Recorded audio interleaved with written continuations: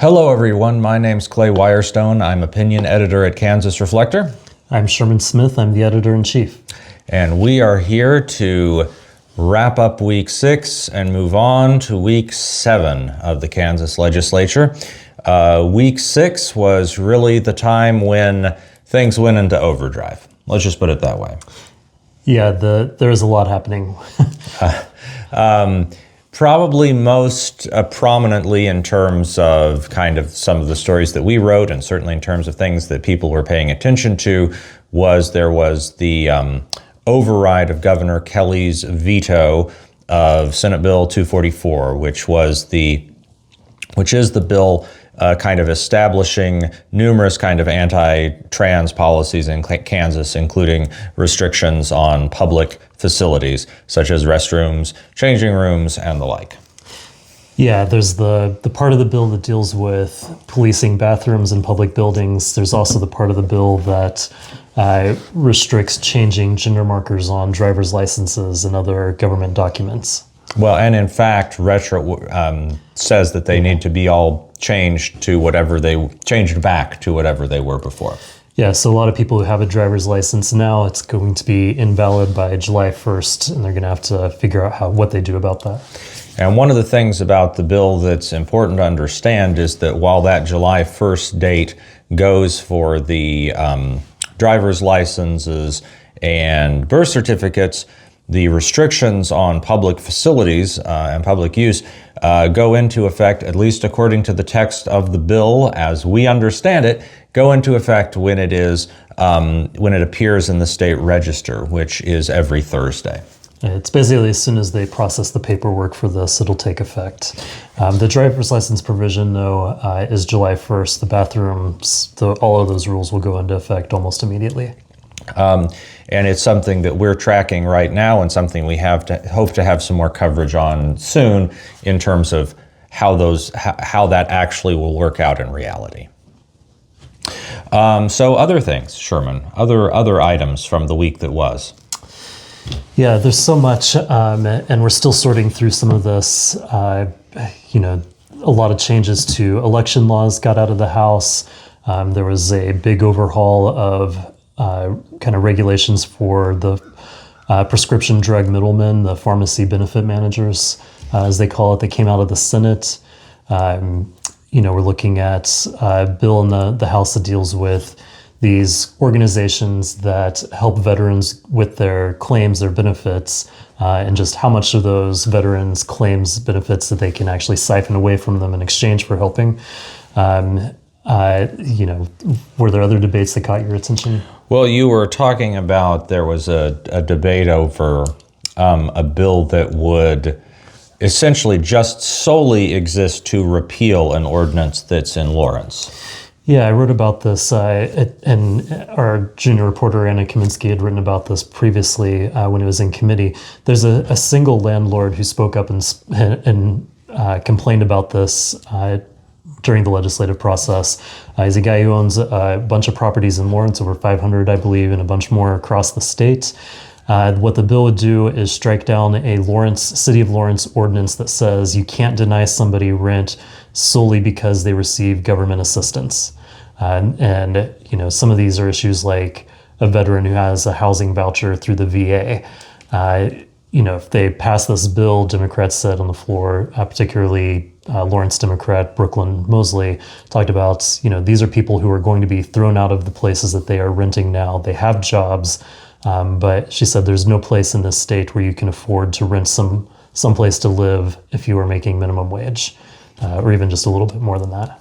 Well, and it's also important to understand that this is not a situation that these folks are asking for some sort of special treatment. They have the money, they have the funds needed to rent these apartments.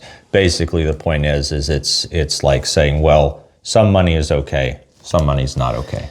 Yeah, and this got a little ugly in the House debates where we had a Republican from Pittsburgh named Chuck Smith who said, he had rented a couple of houses, I think in the 1970s, and was just kind of shocked to see how filthy they were when the people left, and just kind of kept referring to renters as being filthy in his brief remarks. And so when, Brooklyn Mosley went up there, she just said, it was really gross to hear these inappropriate remarks about these renters. She talked at length about the people that she knows in Lawrence on a first name basis who have struggled with housing. At one point, she had to stop her speech and kind of sarcastically tell somebody she was sorry she was boring them because he was asleep at his desk. And she closed by saying, if you think there's a problem with this city ordinance in Lawrence, I'm going to pray for you. Taken as a whole, it was just a very intense few days. As we talked about last week, this is what's called turnaround, the time when bills are supposed to pass one chamber or the other and then head to the opposing body. So the stuff the House passes goes to the Senate and vice versa. We were talking to a legislator today, actually, when we taped this on Friday, a little bit of a secret. We're talking to a legislator today who said that in their understanding, the House had worked, easily over 100 bills in the last few days. Yeah, on Tuesday nights, after a long day of debate in the House, I think they were kind of patting themselves on the back for having passed more bills in a single day than ever before. They'd said they had set a new record. I'm not sure exactly how many bills that was, but then they announced they were going to debate 48 more bills on Wednesday. And Wednesday, they didn't finish until around 10:30 that night, and they were back at 8 a.m. Thursday morning, and again didn't finish until 5 or a little after Thursday. And the Senate also worked numerous bills. We don't have the exact figures right now. Hopefully by the time that you see this video, I will have them for my Monday column. But it was a lot, but not as many as the House. It's also important to understand, as I always say, as Sherman always says, none of this has to happen. This is an arbitrary decision. Yeah, it's a self-imposed deadline that they can use to apply maximum pressure to people and get them to vote how they want. And they can tell themselves things like, all we're doing is getting this out of our side so it can keep the process alive and the other side can consider it. And ultimately, a lot of this is going to come down to what happens in the final 3 days of the session anyway. Well, it's whether or not the Senate takes up the House stuff, whether the House takes up the Senate stuff, and then if either of them make changes, then whatever conference committees come together, and bills that seem dead can be resurrected in the waning minutes. Even stuff that has never gotten a hearing or even been introduced in a bill could get suddenly shoved into a piece of legislation just to get it over the finish line. So this week, the new week, we are looking at week 7 of the session, and everybody is out on Monday. Yeah, historically, I think they've taken like a 1 week break or about a 1 week break after turnaround week. This time they just took off Friday and Monday. They'll be back in action on Tuesday.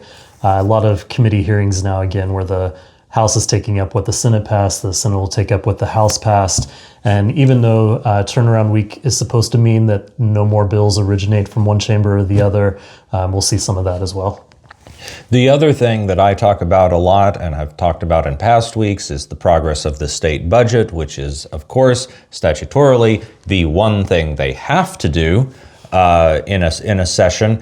And despite a lot of talk, I originally heard that they wanted to get the budgets out of their respective chambers. The House and the Senate are each making their own budget this time. They originally said February 5th. That didn't happen. I think both of us heard that last week was a possibility. That didn't happen. Budget is still making its way through. Yeah, they're going to have to figure out, just how much they want to cut from, universities, from Medicaid, from other areas. The target, as leadership has said, is supposed to be cutting $200 million from the state budget. That's going to be difficult to reconcile with some of the other things that they've taken up. They want to add $25 million to the state water plan. There's a Senate bill that would cost $17 million to hire 300 new employees to more rigorously vet all of the people who receive federal food assistance. These things, if they make it through, are going to be very costly, and they're going to have to, if they really want to cut $200 million overall, there are going to be some very deep cuts, and I think that's what they're wrestling with. And we've heard that number, the 200 million, that's primarily come from House Speaker Dan Hawkins, correct? That's correct. So it may well be that there's some tension between the chambers in terms of how much they want to cut. Yeah, the problem is that having passed tax changes a couple of years ago that in particularly benefited the wealthiest individuals in Kansas. They kind of flattened the tax rate from the top end. The state is looking at going into the red within a couple more years on the budget overall. So they realize they need to make cuts now to hold off going into the red and having to make dramatic Brownback era style cuts in a couple of years. And that would be a real problem, especially if the Senate President, Ty Masterson, who's running for governor, is actually the governor at that time. I'm sure he doesn't want to have to be the one to actually make those cuts as governor in a few years. So it puts more pressure on him to do it now. And yet, of course, the other issue is they don't technically have to do anything now because we're not in the red yet. Yeah, they can always kick the can. It would be some other legislature's problem. One more item, Sherman, before we go, and this is going to be a surprise to you just here, but our friends over at the Kansas City Call have brought up and asked, I think this is an interesting question just in general, looking at the Kansas legislature. When we talk about the move of the Kansas City Chiefs, potential move from Missouri over to Kansas, there's that ongoing question of star bonds, of kind of how these communities are lining up or not to support the construction of a big new stadium and all of that. What's the temperature over in the legislature on that? How are people feeling about just that? Oh, because, certainly legislative leadership showed up when the deal was made. Masterson and Hawkins were there, along with Kelly. But I think there's been a little more discontent that we've heard in weeks since then. Well, I think there's still a lot of bipartisan excitement about this. I think they feel like they pulled one over on Missouri. They're unquestionably going to bring economic activity across the state line that'll benefit Kansas. I still think there's a lot of heartburn over long term. Is this deal really going to pay off for Kansas? How does it really hurt local governments, their ability to maintain services and infrastructure if all of their new tax revenue is being sucked up into the stadium project? Not just the stadium, but also the headquarters facility and all of that stuff that goes with the deal. I think the blowback from this is really coming from Western Kansas to a large part. They don't see a lot of benefit from this. And I think there are others who just kind of philosophically are going, why are we picking and choosing winners with tax policy? Well, and this is one of those stories that it's not just 1 week and it's not just 1 month. This is going to be playing out for a while. This will play out for decades. So Sherman, thanks. And it's time to do the little advertisement that we always do at this point, which is please subscribe to the Kansas Reflector's daily newsletter. You can do so right here at kansasreflector.com/subscribe. kansasreflector.com/subscribe. Our newsletter comes out every day at 4 a.m. and lists all the stories we do each day.